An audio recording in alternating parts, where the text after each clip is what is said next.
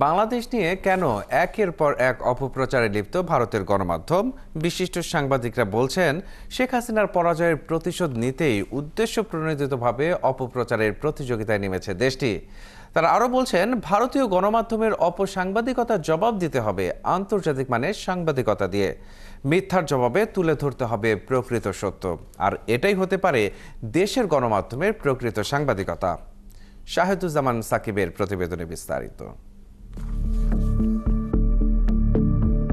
বাংলাদেশ নিয়ে একের পর এক মিথ্যা গুজব, অতিরঞ্জিত ও বিদ্বেষপূর্ণ খবর প্রচার করে যাচ্ছে ভারতের বেশিরভাগ গণমাধ্যম, যার সবশেষ উদাহরণ এই খবরটি। কলকাতায় কালীমূর্তি ভাঙ্গার এই ছবিকে বাংলাদেশের মন্দিরে হামলা বলে প্রচার করেছে দেশটির গণমাধ্যম। এমনকি নিজ দেশের ঘটনাকেও তারা ব্যবহার করেছে বাংলাদেশ বিরোধী প্রচারের অংশ হিসেবে। কেন বাংলাদেশ বিরোধী এমন অপসাংবাদিকতায় লিপ্ত ভারতীয় গণমাধ্যম? দেশের বিশিষ্ট সাংবাদিকরা বলছেন, শেখ হাসিনার পরাজয়ের প্রতিশোধ নিতেই বাংলাদেশের ভাবমূর্তি ক্ষুণ্ণ করতে চাইছে ভারত। ভারতীয় গণমাধ্যম শতভাগ মিথ্যা এবং উদ্দেশ্যমূলক সংবাদ প্রচার করছে।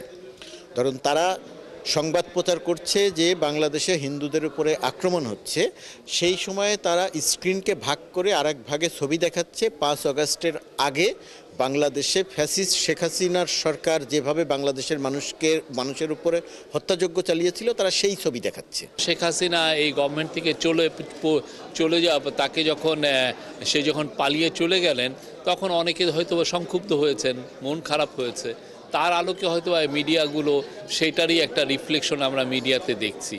তারা আসলে একটা ক্যালকুলেটেড ওয়েতে বাংলাদেশের এগেনস্টে ক্যাম্পেইন চালাচ্ছেন, দেখাচ্ছেন যে এইখানে এইরকম শেখ হাসিনা যাওয়ার পরে এখানে একটা বিশৃঙ্খল পরিবেশ তৈরি হয়েছে। এটা একটা দেখিয়ে ওনারা গ্লোবালি একটা ন্যারেটিভ তৈরি করতে চাচ্ছেন। এমন পরিস্থিতিতে বস্তুনিষ্ঠ সংবাদ দিয়েই অপসাংবাদিকতার জবাব আর গুজবের বিপরীতে সত্য তুলে ধরার পরামর্শ দিচ্ছেন বিশিষ্ট সাংবাদিকরা। বাংলাদেশের মিডিয়ার ক্ষেত্রে কাজ হচ্ছে এটা বস্তুনিষ্ঠ সংবাদগুলো প্রচার করা, প্রকাশ করা এবং বিশ্লেষণ করা।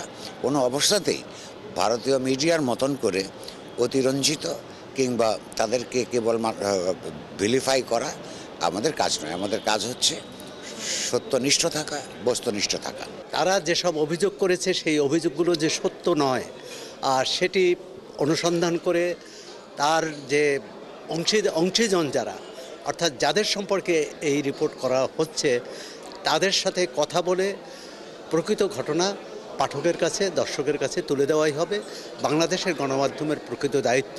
ভারতীয় গণমাধ্যমের নিম্নমানের সাংবাদিকতার জবাবে বাংলাদেশের সাংবাদিকদের আন্তর্জাতিক মান বজায় রাখার তাগিদ দিচ্ছেন তারা। গণমাধ্যমের জন্য একটা টেকসই অর্থনৈতিক মডেল আমাদের চিন্তা করতে হবে। শাহেদুজ্জামান সাকিব, ৭১, ঢাকা।